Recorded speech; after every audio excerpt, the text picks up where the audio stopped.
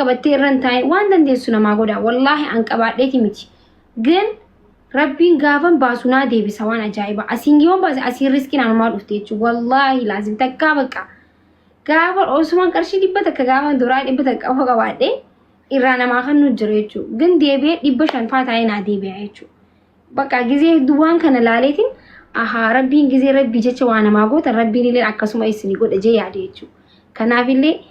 nama itti takin namni na arku jettee sun rabbii sammuu kee keessa rabbii jecha godha namichi yoo mana waggaa takkaaf hin danda'etti immoo fooloos deebisee keessaa na barreessiti waan dandeenyu goone ummata na gammachiisna umrii kanaan sila umrii kanaan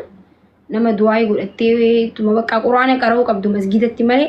saa kana umrii kanaan hojjechuun hedduu ulfaata wallahi laazim sila umrii tanaan kaayyoon tiyya maali umrii tanaan osoo mana teessee quraana faa qaraate du'aa faa godhatte faadha malee biddeena buuseen gurguraa itti amma saa kanaan biddeena buustee aduu wanti ibidda san keessa hin ulfaata akka malee singalee unkaan isaanii miti nutiifuu biddeena buusuun ni ulfaata akka amma saa kanatti jechuudha akkatti ibidda keessa dhaabbattee na akkasii galatoomaa harki keessan bantanii qarqarra jettanii waamicha kiyya jala awwaattanii tarabbiitis qabattanii waan mana kana dhuftanii hedduu galatoomaa wallahi laazim shukran thank you Zara mo follow tolcha gaafa isin dhufte wallahi maaliif jennaan akka waan obboleetii diyyaa akka waan bakka nama tokko qaxaradhee tokkotti wallahi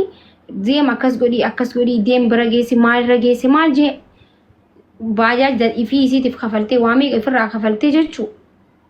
dhayxee mana isaanii ilaaltee maallaqa itti kanneen uffata sitti bittee fi nyaatas nyaachistee waamee qagootiif jechuu so namni yeroo isaa maallaqa caala yerootu qaali amma yeroo isaa akka qabatee